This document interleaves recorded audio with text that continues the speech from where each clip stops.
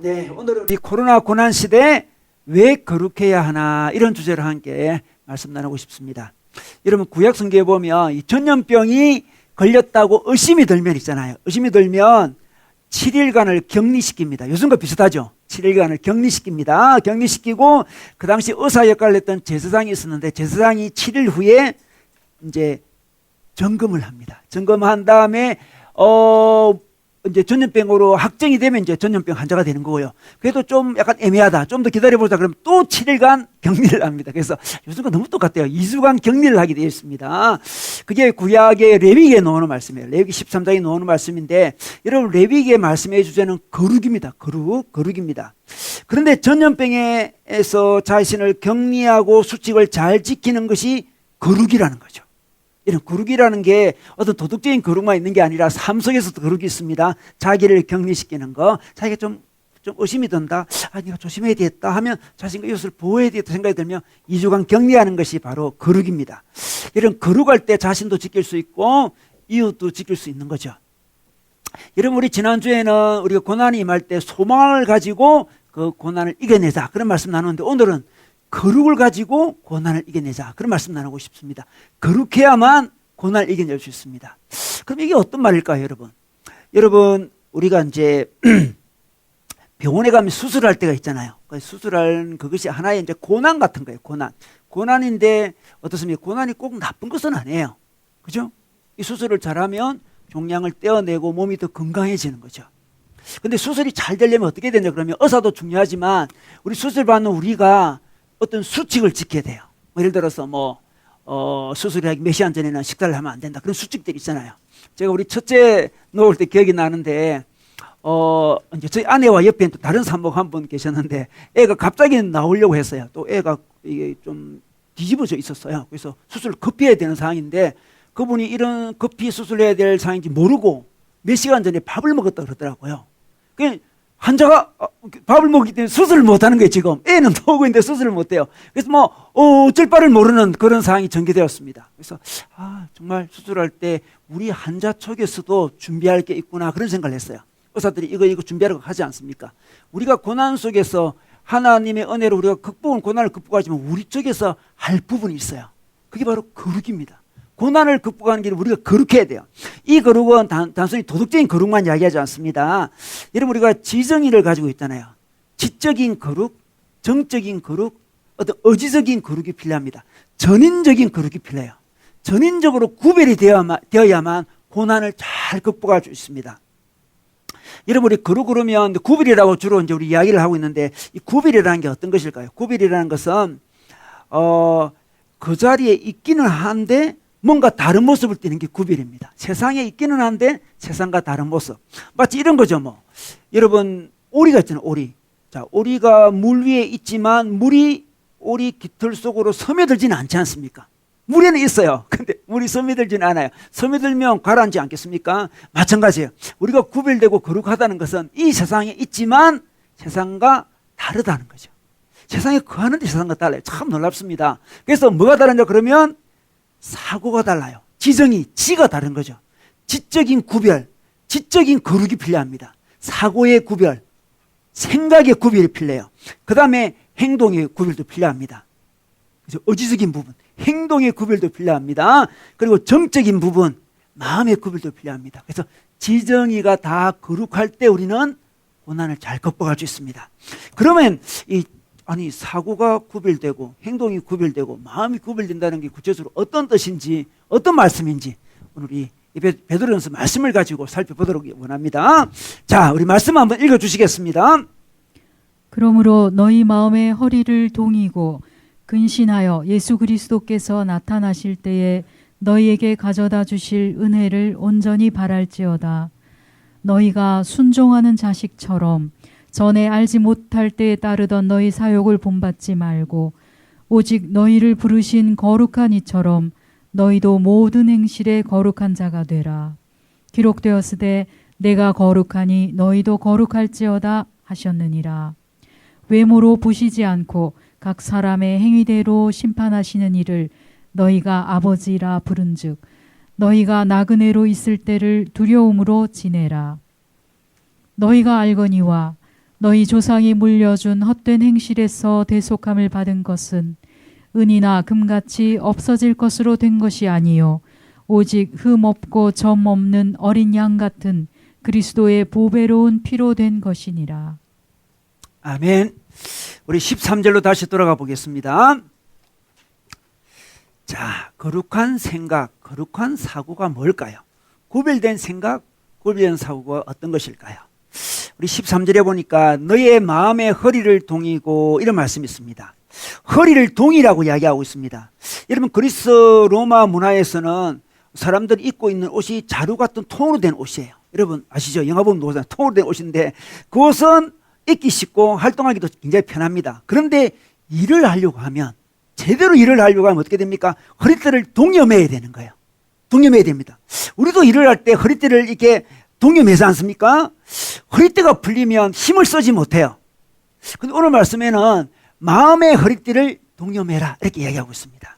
지금 베드로전서를 받아보는 우리 수신자들은 이 소아시아 지방에 있는 그 기독교인들이었죠. 그들은 지금 고난을 당하고 있습니다. 일단 타향살이 하고 있죠. 같은 동족인 유대인으로부터 고난도 받고 있고 로마가 주는 고난도 받고 있어요. 이때 어떻게 됩니까? 이 고난을 극복하려면 마음의 허리를 동이라고 이야기하고 있습니다. 자, 우리는 지정의를 가지고 있는데 이 지적인 면, 이 사고 생각을 동이라고 하고 있습니다. 여러분, 생각을 잡으라는 거죠. 생각을 꽉 잡으라는 거예요. 생각을 놓치면 안 돼요. 여러분, 생각이 헛들어지는 게 바로 허리띠를 푸는 것과 같은 거예요. 일을 할 때 허리띠가 풀리면 일을 제대로 할 수 없습니다. 고난이 다가올 때 마음의 허리띠를 놓치면 안 된다는 거죠. 생각을 붙들어 매야 됩니다. 자, 하나님의 생각으로 우리 생각을 꽉 잡아 매야 되는데, 이 로이던스 목사님이라는 분이 이런 이야기를 해요. 우리가 고난이 올 때 있잖아요. 대부분이 고난을 극복하지 못하는 이유는, 또 더 큰 공경에 빠지는 이유는 생각을 하지 않기 때문이다 이렇게 말씀해요. 여러분, 생각을 해야 됩니다. 생각을 하는 게 거룩이에요. 거룩이 뭐 거룩한 어떤 옷을 입는 정도가 아니고요. 생각을 잡는 거, 그게 거룩입니다. 자, 마음의 허리를 동이라 이야기하고 있습니다. 믿음은 생각하는 겁니다. 어떤 생각? 성경적으로 생각하는 거죠. 여러분, 아무 생각이 없는 사람 있죠? 생각이 마비된 사람이에요. 마비된 사람. 생각에 마비가 일어나면 고난을 극복할 수가 없습니다. 오늘 13절에 보니까 마음의 허리를 동이고 근신하여 이렇게 합니다. 근신. 이 근신하는 게 깨어있다 이 말이에요. 깨어있는 것은 어떤 것입니까? 생각이 마비되지 않은 걸 깨어있다 그래요. 깨어있지 못한 게 생각이 마비된 거죠. 자, 우리 생각이 어느 때 마비되나요? 어느 때 마비됩니까? 예를 술에 취하면 생각이 마비가 되잖아요. 이 당시에는 이제 이 근신의 반대말이 술 취함이었어요. 대표적으로 그 시대는 이 생각이 마비되는 길이 술 취함이었어요. 그 당시에는. 요즘도 그렇게 될 수 있겠죠. 요즘 어떤 오락에 과도하게 몰입될 수도 있습니다. 뭐든지 이렇게 생각이 마비되는 현상을 조심해라는 거죠. 스포츠에 과도하게 몰입될 수도 있고요. 세상의 어떤 성취에 과도하게 몰입될 수도 있습니다. 사람에 과도하게 몰입될 수도 있죠. 그때 우리는 생각이 마비가 됩니다. 그래서 고난에 취약해집니다. 생각이 마비된 사람은, 생각을 잡지 못하는 사람은, 생각이 흐트러진 사람은 고난을 극복할 수 없습니다. 또 생각을 잡기는 하는데 있잖아요. 잘못된 방향으로 잡을 수도 있습니다. 생각이 없는 것도 문제지만 성경적인 생각 말고 다른 생각에 집착해 있는 것도 문제예요. 여러분, 지금 코로나 바이러스가 정말 대유행을 하고 있는데 사람들이 이렇게 생각할 때가 있어요. 이 코로나 바이러스를 두고 하나님께 원망할 때가 있습니다. 하나님은 왜 우리 인간이 고통을 당하시는데 그냥 내버려 두시나? 하나님은 왜 코로나 바이러스를 그냥 생성되도록 그냥 허락해 주셨나? 왜 바이러스라는 것을 왜 하나님 허락해 주셨나? 하면서 하나님은 원망할 수 있습니다. 근데 하나님은 있잖아요. 우주를 만드실 때 어떤 이렇게 로봇 같은 그런 우주를 만든 게 아니에요. 이 내장된 프로그램으로 자동적으로 돌아가는 그런 세상을 만든 게 아니에요. 우리 인간도 마찬가지죠. 우리 인간을 로봇으로 만드는 게 아니에요. 자유의지를 주셨습니다. 그래서 우리가 죄 짓는 거 하나님의 탓이 아니에요. 자유의지를 갖고 우리가 죄를 짓는 거예요. 세상도 마찬가지고 바이러스도 마찬가지죠.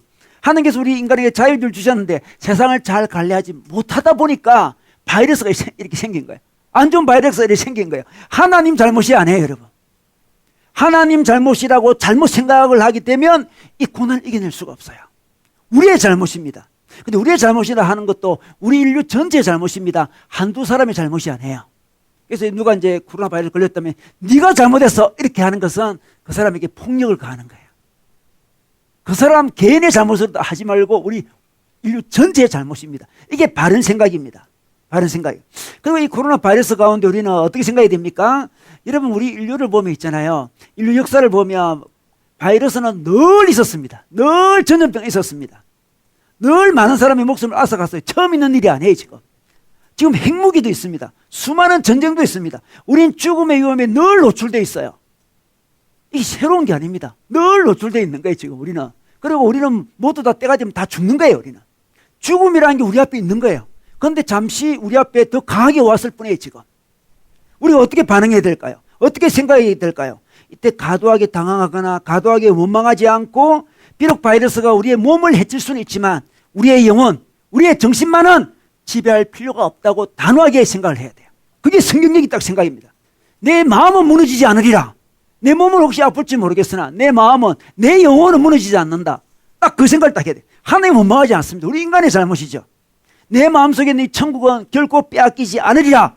딱 이렇게 생각하는 그것이 이 고난을 극복하는 거예요. 이 고난을 극복합니다.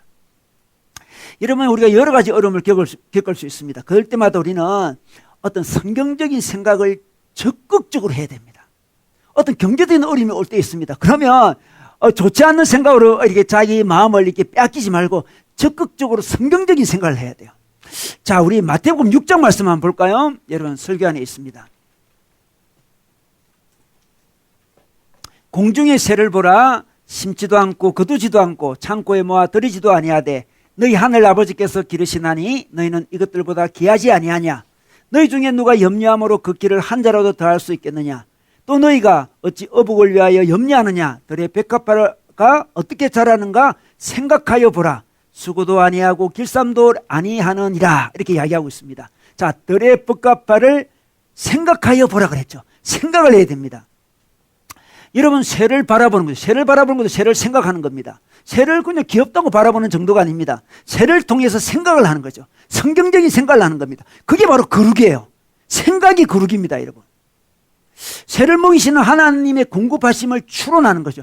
아, 하나님이 새를 먹이시는구나. 아, 그럼 나도 먹일 수 있겠네 라고 생각하는 것이 거룩한 생각이에요.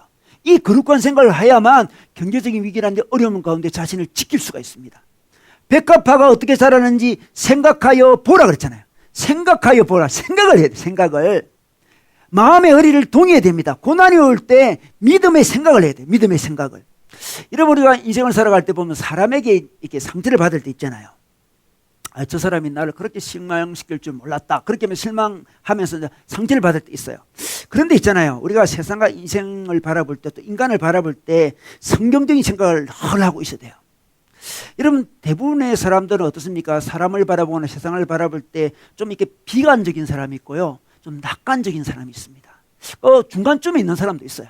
적당히 낙관적이고 적당히 비관적인 사람이 있습니다. 근데 우리 기독교인의 사고는 어떤 걸까요? 인생과 인간을 바라볼 때 우리 낙관적으로 바라봅니까? 비관적으로 바라봅니까? 이게 굉장히 중요한 거예요. 우리 사고가 중요해요. 사고. 우리는 철저히 비관적으로 인간을 바라봅니다. 우리는 철저히 죄인이라고 바라봅니다. 결코 우리는 우리 자신을 어떤 사람에게 다 의탁하지 않습니다. 우리는 굉장히 비관적인 사람이에요. 사람은 죄인입니다. 죄인이에요. 변화 안 될 가능성이 굉장히 많습니다. 악한 일을 가능성이 굉장히 많아요. 예수님께서 자기 제자들에게 자기 몸을 의탁하지 않았다. 그런 말씀이 있습니다. 여러분 한번 볼까요? 요한복음 2장 24절에 있습니다. 예수는 그의 몸을 그들에게 의탁하지 아니하셨으니 이는 친히 모든 사람을 아시며. 하나님이 너무 잘 아시는 거예요. 예수님이 인간을 너무 잘 알아. 그래서 인간에게 자기 몸을 의탁하지 않습니다. 자기 몸을 다 맡기지 않아요. 자기 기대를 다 막 주지 않습니다. 그러니까 크게 실망할 것도 없죠. 우리 굉장히 비관적인 사람이에요. 그리고 자신에도 마찬가지예요. 자신. 여러분 자신에게 낙관적인 사람이 있고 자신에게 비관적인 사람이 있는데 우리는 철저히 자신에게 비관적이어야 돼요. 왜 자신에게 왜 실망합니까? 기대를 많이 해서 실망하는 거예요. 내가 이렇게 될 줄 몰랐다. 내가 이럴 줄 몰랐다. 내가 이렇게 죄를 짓다니. 내가 이렇게 나쁜 생각을 하다니. 내가 이렇게 능력이 없다니. 뭐 그렇게 하면서 자기를 탓하잖아요. 실망하잖아요. 그때 마음이 굉장히 많이 무너져요. 다른 사람을 탓하면서도 무너지지만 자기를 탓하면서도 무너집니다. 실망한다는 거 과도하게 기대하는 거예요. 우리는 철저히 비관적인 사람이에요. 그 어떤 사람보다 비관적이에요. 이런 불교도 가만히 보면 사람에 대해서 비관적이잖아요. 그 사람들은 허무하다 그래. 인생이 허무하고 사람도 다 허무하대요. 근데 돌을 닦습니다. 근데 우리는 도 닦는 것도 허무하다 생각해요. 우리는 불교보다 더 심한 비관주의를 가지고 있습니다. 그런데 동시에 우리는 너무나 놀랍게 낙관주의를 가지고 있습니다. 왜? 성령만 임하면, 예수만 임하면, 하나님 나라만 임하면, 은혜만 임하면 저 사람이 바뀔 수 있다고 기대를 해요. 우리는 자기에게도 기대합니다. 내가 지금은 은혜가 좀 없어서 그렇지만 내가 은혜를 제대로 받기만 하면, 옛날에 젊은 날에 받았던 그 은혜를 제대로 받기만 하면 나도 변할 수 있고 새로워질 수 있다는 큰 기대를 하죠. 그 사람을 향해서 기대를 하는 거죠. 우리는 저 사람 은혜만 받기만 하면 저 사람이 바뀔 것이라 기대를 합니다. 나도 기대를 하고 저 사람도 기대합니다. 그죠? 실망하지 않고 기대하는 법. 철저히 비관적이면서도 우리는 놀랍게 낙관적이에요. 여러분, 낙관적이만 한 사람 어떻습니까? 조그만 고난이 오면 이겨냅니다. 낙관적이니까. 그죠? 그래, 이 정도야. 근데 진짜 큰 어려움이 오면 낙관적인 사람은 완전히 무너집니다. 비관적인 사람은 어려움이 오면 어떻습니까? 그럴 줄 알았어. 이렇게 놓잖아요. 더 무너지는 거죠. 우리는 어려움이 올 때 굉장히 비관적입니다. 주님 은혜 없으면 그럴 수 있지. 저 사람이 주님 은혜가 요즘 떨어진 모양이다. 내게 그런 말을 하는 걸 보니, 내게 그런 아픔을 주고 상처를 주는 거 보니 요즘에 하나님 관계가 별로 좋지 않은 모양이다. 참 안 됐다. 그런 생각이 들어요. 그러면서도 소망을 품죠. 그래도 저 사람 하나님이 은혜만 주시면 저 사람 변화될 수 있을 거야. 기대합니다. 정말 놀라운 우리 시각을 가지고 있습니다.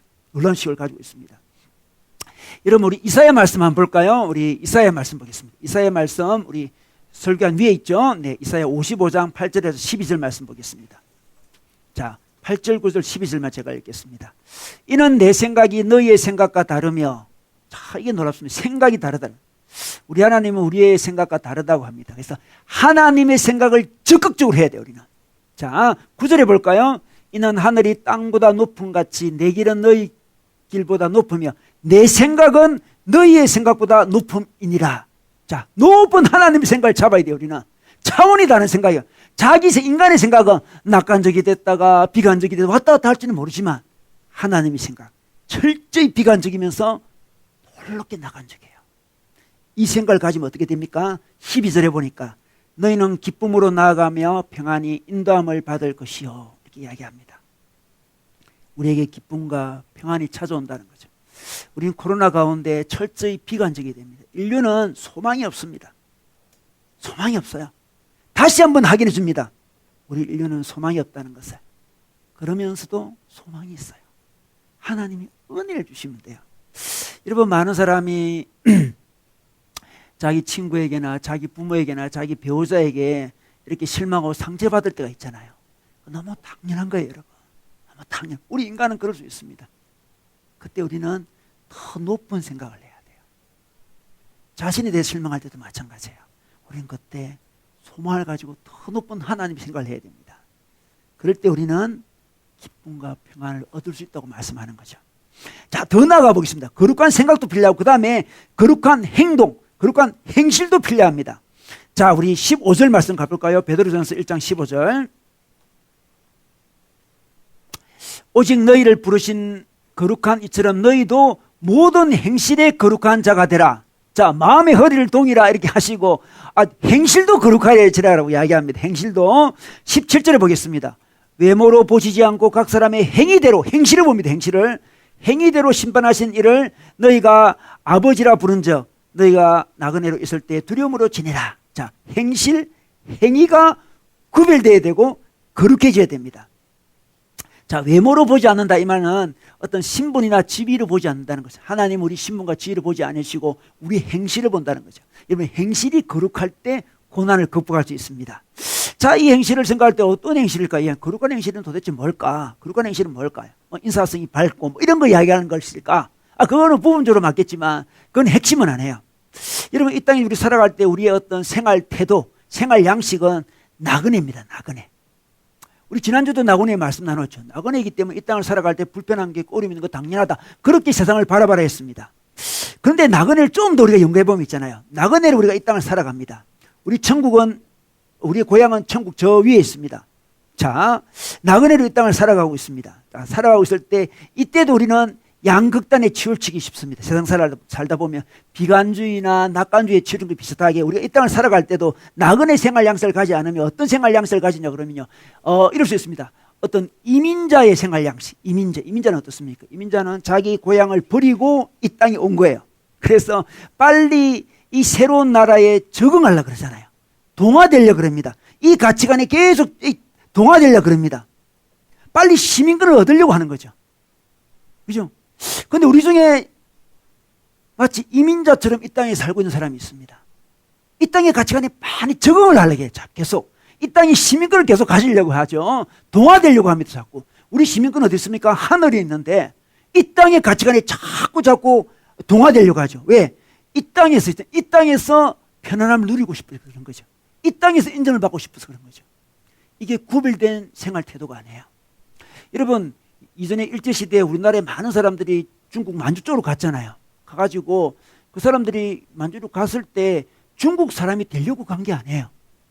그 중국말 잘 배우지 않았습니다. 학교도 조선족 학교 다녔어요. 이런 거 알죠? 조선족 학교 다녔어요. 말을 조선어를 쓰게 했습니다.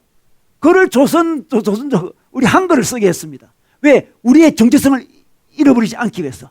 그게 오래 지속됐어요. 오래.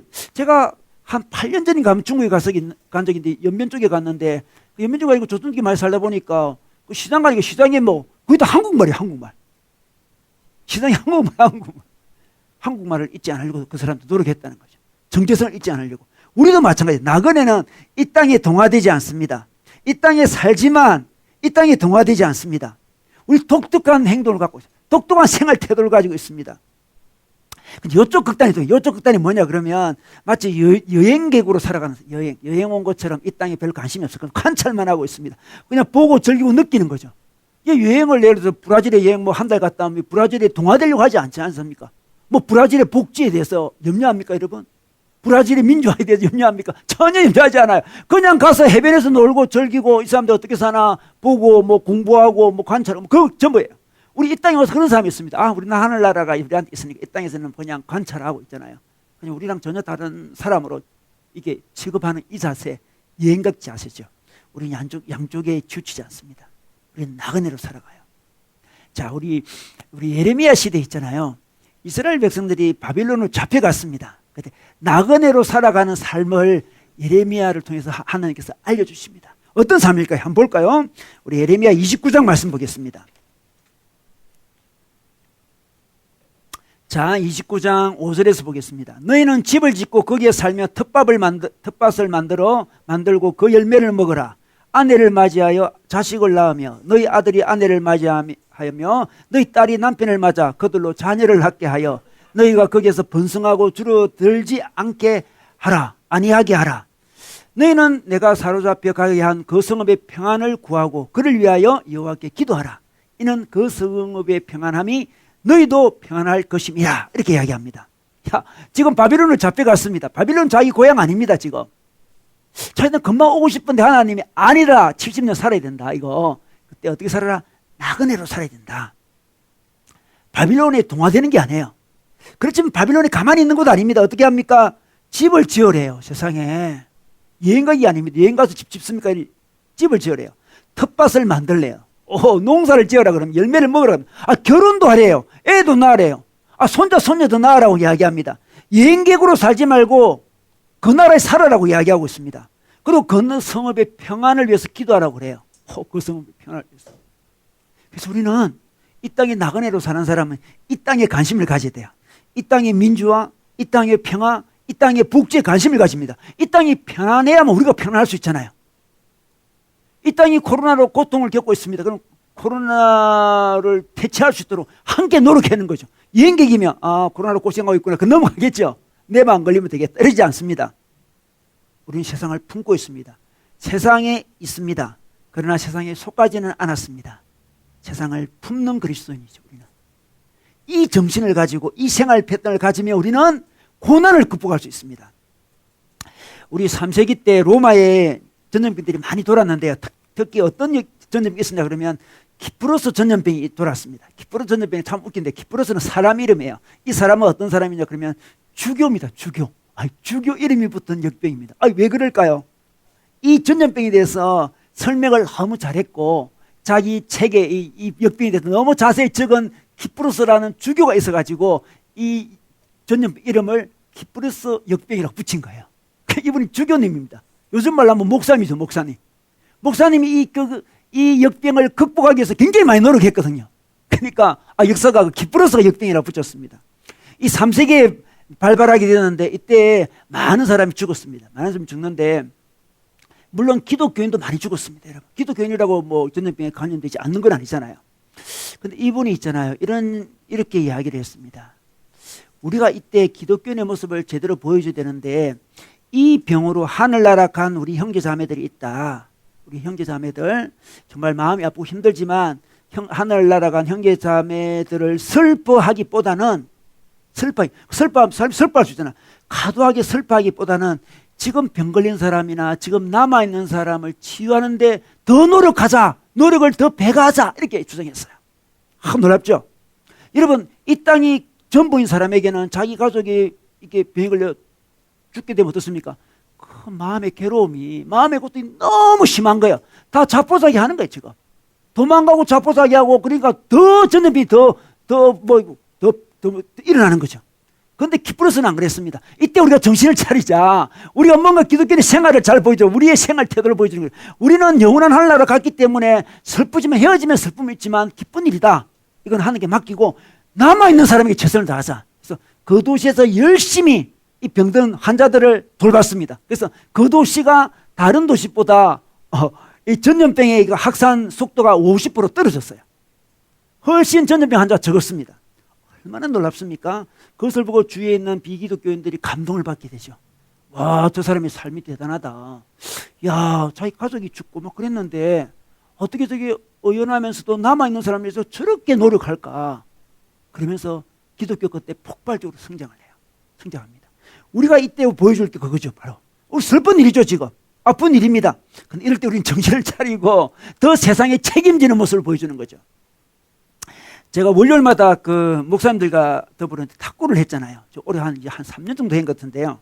최근에는 탁구장에 또 그게 일어나가지고 우리 탁구가 다 스톱됐어요. 네, 정말 제가 좋아하는 이 탁구를 모아서 지금 한 달째 못 가고 있네. 지금 못 가고 있는데 저랑 같이 이제 탁구를 이제 실력이 약간 비슷하고 그분이 저보다 약간 실력이 약간 더 좋아요. 그래서 늘 저랑 하는 목사님이 계셨어요. 나이는 저보다 한 10살 정도 위에요.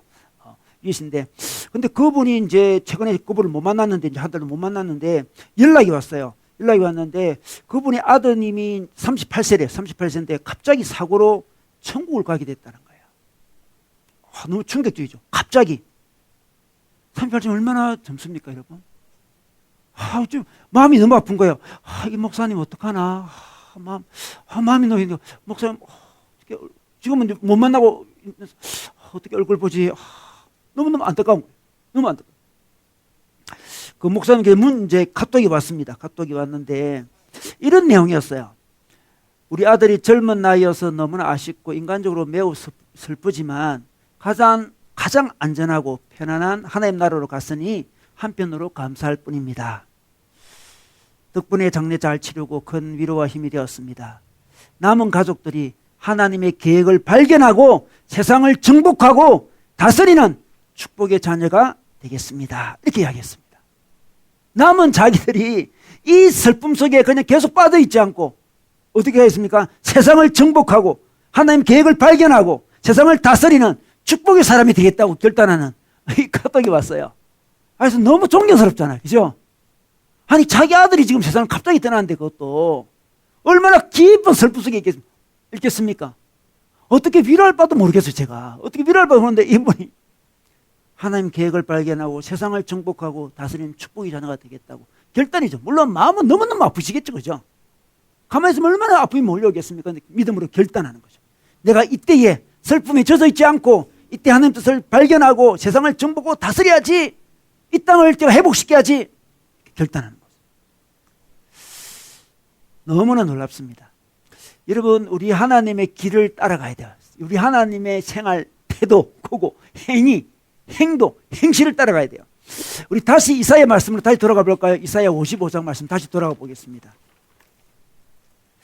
8절에 이는 내 생각이 너희 생각과 다르며 생각이 다른 거, 구별된 생각, 거룩한 생각도 중요합니다. 그 다음에 내 길은 너희의 길과 다름이라. 길이 왜이고 생활 태도를 이야기합니다. 행실을 이야기하는 거죠. 하나님이 원하는 행동이 뭔지를 보여주고 있습니다. 그 길을 따라가야 돼요. 하나님이 원하는 그 길은 우리랑 차원이 다르게 높다고 이야기하고 있습니다. 하늘이 땅보다 높은 같이 내 길은 너희의 길보다 높다, 이렇게 이야기하는 거죠. 거룩한 길, 거룩한 생활을 이야기합니다. 이 길을 갈 때 우리는 평안을 얻고 기쁨을 얻고 우리 세상에 나아가서 사람들을 위로할 수도 있고 사람들을 함께 데려올 수도 있다는 거죠. 자, 거룩한 생각이 중요합니다. 거룩한 생활 태도도 중요합니다. 여러분, 우리 인간은 거룩하다 할 때 우리는 지성이를 가진 존재이기 때문에 지성이가 다 거룩해야 돼요. 구별돼야 됩니다. 자, 마지막으로 또 뭐가 중요할까요? 그 다음에 우리 지성에서 마음이 있습니다. 마음이 있습니다. 여러분, 우리 거룩한 생각, 거룩한 행실은 사실 거룩한 마음에서 가능해지는 거야. 우리가 아무리 생각이 바르다 할지라도 행실이 바르다 할지라도 우리 마음이 잘 움직이지 않으면 그 생각, 그 행실을 행할 수가 없습니다. 자, 어떻게 거룩이 가능합니까? 우리 마음이 변화해야 돼요. 여러분, 우리는 죄인인데 어떻게 거룩한 삶을 살 수 있습니까? 어떻게 거룩한 삶을 살 수 있습니까? 우리 15절에 보겠습니다. 15절에 다시 15절로 가겠습니다. 자, 오직 너희를 부르신 거룩한 이처럼 너희도 모든 행실에 거룩한 자가 되라, 이렇게 말씀하시는 거예요. 거룩한 자가 되어야죠. 그럼 어떻게 거룩한 자가 되냐는 거예요. 우리 마음의 변화가 일어나는데 어떻게 마음의 변화가 어떻게 일어납니까? 16절에도 보겠습니다. 16절에 보니까 기록되었을 때 이게 레위기에 나오는 말씀이에요. 내가 거룩하니 너희도 거룩할지어다, 이렇게 말씀합니다. 자, 하나님이 거룩한 분이고 우리는 거룩해지라 그럽니다. 자, 하나님이 우리를 창조하실 때 하나님의 형상으로 만들었잖아요. 그래서 하나님 형상은 하나님을 닮은 거잖아요. 그죠? 그래서 우리 처음 만들어졌을 때는 거룩한 존재로 만들어졌어요. 우리가. 거룩은 사실 우리 본래의 모습을 회복하는 걸 할 수 있습니다. 거룩한 존재로 만들어져 있었습니다. 하나님의 형상으로 만들어져 있었습니다. 그런데 왜 우리는 거룩을 잃어버렸습니까? 하나님과 교제가 끊어졌거든요. 하나님을 거부했습니다. 그 다음부터 우리는 죄인이 되어버렸습니다. 원래 거룩한 존재였어요. 하나님과 교제가 끊어져서 거룩을 잃어버렸습니다. 그럼 어떻게 될까요? 거룩하라 그럴 때 다시 교제를 해야 되지 않겠습니까? 하나님과 우리 사이가 다시 교제가 일어나도록 하나님께서 우리에게 예수 그리스도를 보내주셨습니다. 자, 우리 18절 보겠습니다. 너희가 알거니와 너희 조상이 물려준 헛된 행실에서 대속함을 받은 것, 대신 속죄함을 받은 것은 은이나 금이나 없어질 것으로 된 것이 아니요 오직 흠없고 점없는 어린 양 같은 그리스도의 보배로운 피로 된 것이니라 말씀하고 있습니다. 예수님의 보배로운 피로 우리는 다시 하나님과 교제하게 되었다 이야기하고 있습니다. 죄인인데 죄의 대가를 예수 그리스도의 피값으로 갚으시고 우리는 하나님과 다시 교제가 일어나게 된 거죠. 그래서 우리는 그렇게해지려면 하나님과 다시 교제를 해야 되는데 교제가 어떻게 가능합니까? 예수 그리스도의 피값으로 우리가 회복됐다는 그 믿음을 가지게 되는 거예요. 그 은혜를 붙드는 거예요. 그 사랑을 붙드는 거예요. 우리 힘으로 거룩한 존재가 되는 게 아니에요. 예수 그리스도께서 당신의 피값으로 당신의 생명값으로 나를 구원해 주셨구나. 그 사실을 계속 기억하면서 하나님 관계가 회복될 때 거룩한 마음이 생기는 거예요. 거룩하고 싶은 마음의 동기가 일어납니다. 예수님께서 나를 거룩하게 하기 위해서 십자가에 돌아가셨구나. 너무 감격이 있는 거예요. 우리가 하나님이 거룩하니까 나도 하나님을 따라서 거룩해지겠다 노력한다고 되는 게 아니고요. 그 사랑에 감동을 받아야 됩니다. 그 사랑에 감동을 받아야 돼요. 여러분, 코로나가 왕관이라며. 왕관, 생긴 모습이 왕관처럼 생겼대요. 왕관을 닮아서 붙여진 이름이랍니다. 왕관 어떤 권력과 권위를 상징하지 않습니까? 이 바이러스가 대단한 권위를 지금 떨치고 있잖아요. 지금 놀랍습니다. 제가 오늘 찾아보니까요, 오늘까지 지금 코로나가 전 세계 1000만 명이 감염됐더라고요. 1000만 명. 그리고 50만 명이 사망했대요. 우리나라는 뭐 한 200, 300 이쪽이니까 별로 우리 뭐 주로 나이 든 분들 다 원래 병이 있는 분들 그런 분들이 많이 돌아가셔가지고 그 숫자도 그렇게 많지 않기 때문에 우리는 감각이 좀 없는데 전 세계적으로 보면 50만 명이 지금 사망했다는 거 아니겠습니까? 이 바이러스는 우리가 얼마나 취약한 존재인지 알려주고 있습니다. 왕관같이 생긴 그 바이러스가 자기의 권위를 지금 행세하고 있는 거죠 지금. 그런데 있잖아요, 이 고난, 이 정말 엄청난 고난이죠. 이 고난인데 우리 예수님께서 십자가에 돌아가실 때 왕관을 쓰셨어요. 가시 왕관을 씌웠죠. 유대인의 왕이라 그러면서 왕관을 씌웠습니다. 저는 코로나의 왕관과 예수님의 왕관이 다 같이 있는 것 같아요. 같이 있는 것 같습니다. 코로나의 왕관, 우리의 고난으로, 우리를 고난으로 이끌고 있는 이 맹위를 펼치고 있는 근세를 보여주고, 그 고난을 극복하게 하는 다른 왕관을 보여주는 거죠. 예수 그리스도의 십자가입니다. 십자가. 이 고난을 이길 수 있는 십자가를 보여주죠. 이 코로나는 우리를 영원히 우리를 잠식시킬 수 없습니다. 우리의 영혼도 잡을 수가 없고요, 우리의 정신도 잡을 수 없습니다. 우리는 이미 승리한 존재예요. 승리. 예수 그리스도의 십자가로 인해서 우리는 모든 고난을 다 극복했습니다. 어떤 고난이 우리를 예수님께로 떼내어 갈 수 있겠습니까? 예수 그리스도의 십자가가 있는데, 예수님 십자가에서 왕관을 씌웠어요. 왕관. 그분이 진짜 왕이십니다. 우리 C.S. 루이스가 이런 이야기를 하죠. 고난은 하나님이 기먹은 세상을 일깨우기 위한 하나님의 확성기다 그래요. 너무 정신없이 살고 있는 기먹은 세상을 향해서 하나님께서 확성기로 정신 차려! 코로나 쪽에서 하나님께서 말씀하고 있는 거예요. 너희들은 한계가 있는 인간이야. 언젠가는 죽을 인간인데 그 죽음이 바로 옆에 있음을 알려주기 위해서 내가 허락한 거야. 이렇게 말씀하고. 정신 차려. 죽음을 대비해야 돼. 영원한 삶을 대비해야 돼. 너의 제 문제를 해결해야 돼. 이 고난을 근본적으로 해결해야 돼. 알려주는 거예요. 이게 없었더라면 우리는 그냥 뭐 정신을 계속 살아왔을지도 몰라요. 우리 하나님께서 우리에게 큰 확성기로 말씀해 주고 있습니다. 우리의 이 고난 속에서 이 고난을 극복하기 위해서는 무엇을 바라봐야 될지를 말씀해 주고 있는 거죠. 다른 왕관을 바라봐야 돼요. 코로나 왕관이 아닌 예수의 왕관을 바라보는 거죠. 예수의 왕관. 예수의 사랑을 바라봅니다. 예수의 은혜를 바라봅니다. 여러분, 자기가 거룩하지 못하다고 생각될 때 있잖아요. 그때 자기를 너무 탓하지 마세요. 자기는 죄인인데 탓하면 뭐 하겠습니까? 그러지 말고 예수님의 왕관을 바라봐야 돼요. 아, 내가 은혜가 부족해서 요즘 그렇구나, 이렇게 생각하면 됩니다. 은혜를 사모하면 되는 거예요. 자꾸 예수의 사랑, 예수의 은혜, 예수의 생명, 그걸 계속 묵상해야 됩니다. 그래야 마음속에 거룩이 된 갈망이 일어납니다. 여러분, 거룩해지려면 사랑에 빠져야 돼요. 사랑에 빠지면 거룩해집니다. 예수 그리스도의 사랑에 빠지면 거룩해지는 거예요. 그 사랑을 경험해야 돼요. 우리 마음이 변해야 돼요. 마음이. 우리 타락한 본성은 거룩을 싫어하잖아요. 싫어합니다. 그런데 어떻습니까? 매일매일 하나님의 사랑을 경험하면 거룩해지고 싶은 마음이 일어납니다. 어느 집에 딸이 있었는데 딸이 행실이 별로 좋지 않았어요. 그래서 자기 엄마가 굉장히 고민했습니다. 우리 딸이 말을 안 듣고요, 행실이 영 이상해. 어떻게 하면 좋을지 몰라. 그런 이야기를 나누는데 누가 알려줬습니다. 그 딸에게 더 높은 도덕을 가지고 만약에 나무라면 그 딸은 돌아오지 않는다.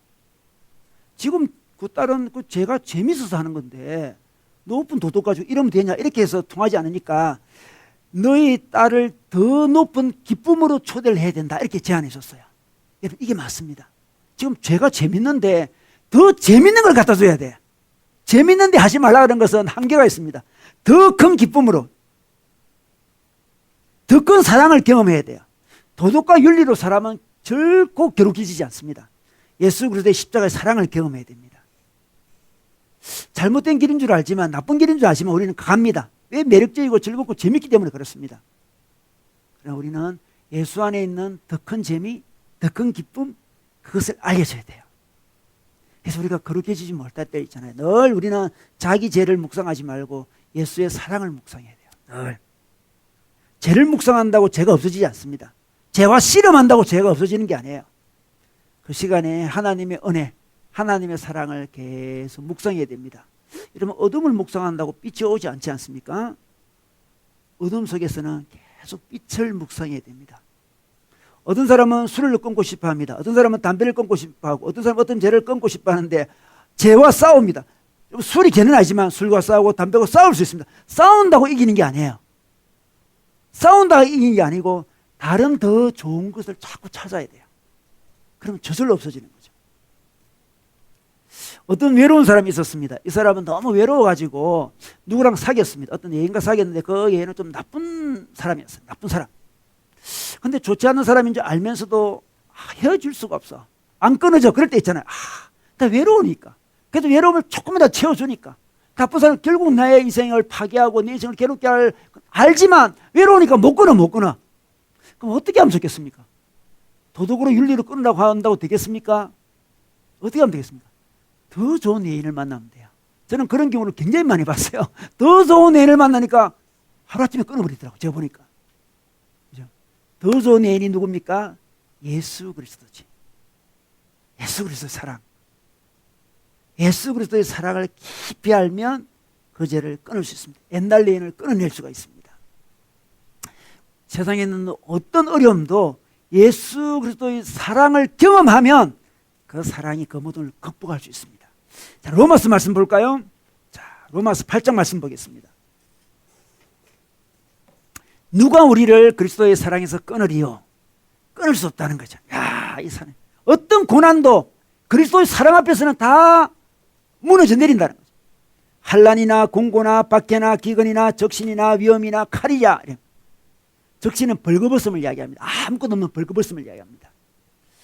기록된 바 우리가 종일 주를 위하여 죽임을 당하게 되며 도살당하는 양같이 여김을 받았나이다 한것 같으니라. 그러나 이 모든 일에 우리를 사랑하시는 이로 말미암아 우리는 넉넉히 이기느니라 이렇게 이야기합니다.